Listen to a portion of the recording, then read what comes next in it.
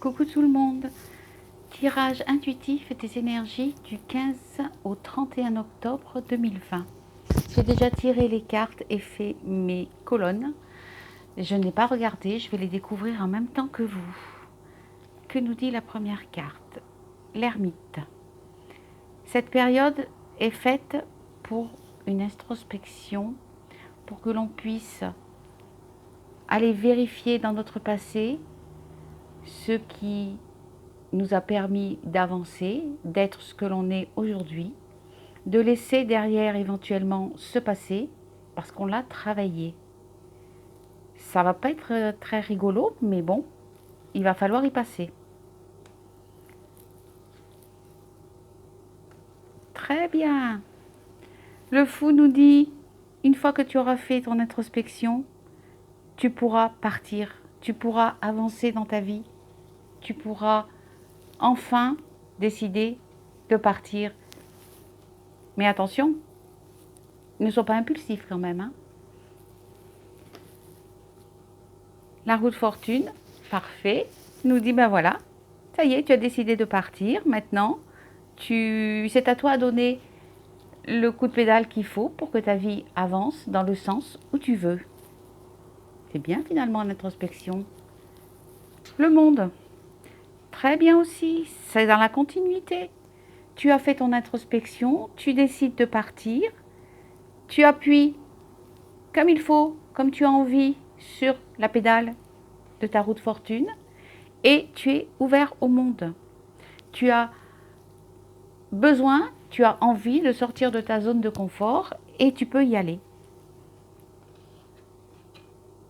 Et Tempérance nous dit, mais attention, tu peux y aller, mais mets un peu d'eau dans ton vin, essaye quand même de réfléchir un petit peu, ne fonce pas tête baissée.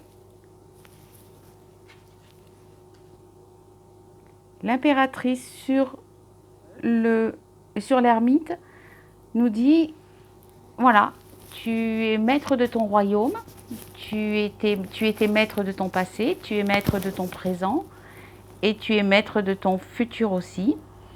Garde en tête que tu as quand même charge d'âme éventuellement et que tu as besoin de stabilité quelque part. Le fou est recouvert par la maison Dieu. Le fou, il part comme il en a envie, sur une impulsion. Et la maison Dieu dit, mais attention, il va y avoir un événement qui va faire que tu vas être obligé de revoir un peu ta façon de partir, ta façon de vouloir voyager. Mais c'est toi qui vas décider comment tu prends cette maison Dieu. Est-ce que c'est une façon positive ou négative? De toute façon, on te conseille de le prendre de façon positive parce que ça sera quand même une nouvelle, un événement qui va te permettre d'avancer et de donner ce fameux coup de pédale. Le jugement, bah dis donc on est gâtés. Le jugement te dit, oui bah écoute, voilà, c'est à toi de décider comment tu veux donner ce coup de pédale à ta vie.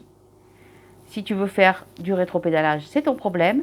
De toute façon, tu ne pourras rien y faire. Ce n'est pas le jugement dernier, c'est simplement une nouvelle qui va t'obliger à donner ce coup de pédale dans le bon sens pour toi et pas en fonction de ce que les autres veulent. Ça te concerne toi. Le monde est recouvert par l'étoile. Donc voilà, ta mise à nu, ta sortie de zone de confort, elle est protégée. Tu peux y aller. Tu as l'univers avec toi. Tu as une bonne étoile. À toi de la suivre.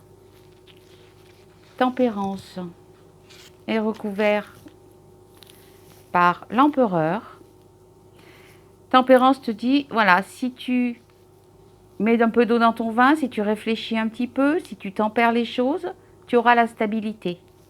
Tu seras bien dans tes baskets. Tu seras le chef de ta propre vie. Le soleil, parfait. Mais le soleil, je ne le vois pas comme, comme quelque chose de. Il y aura un éclairage, il y aura, oui, le fait de t'introspecter, le fait de te rendre compte que tu as quand même un royaume à gérer, donc ta vie. Ça sera un bon éclairage, mais ça sera aussi attention de ne pas être trop optimiste parce que tu peux te brûler. Regarde bien, introspecte-toi bien. Je ne sais pas si ça se dit, mais bon, je le dis. Si tu fais ça, ça sera un éclairage. Sinon, ça peut être une brûlure. Et bien voilà, le choix est arrivé. Tu pars sur une impulsion. Tu prends ta vie en main. La Maison Dieu te met un événement sur ta route. Et ça va te donner un choix à faire. Tu prends cet événement positivement ou négativement, mais c'est toi qui décideras. C'est toi qui devras faire avancer ta vie comme tu l'entends. Et donc, moi, à mon avis, je vous conseille d'être positif quand même. Hein. Ça sera peut-être mieux. Le diable qui recouvre le monde et le jugement. Le diable te dit, ben voilà, la nouvelle qui va arriver, elle arrive pour ton plus grand bien.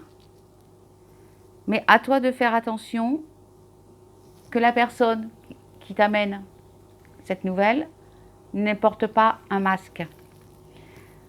Sois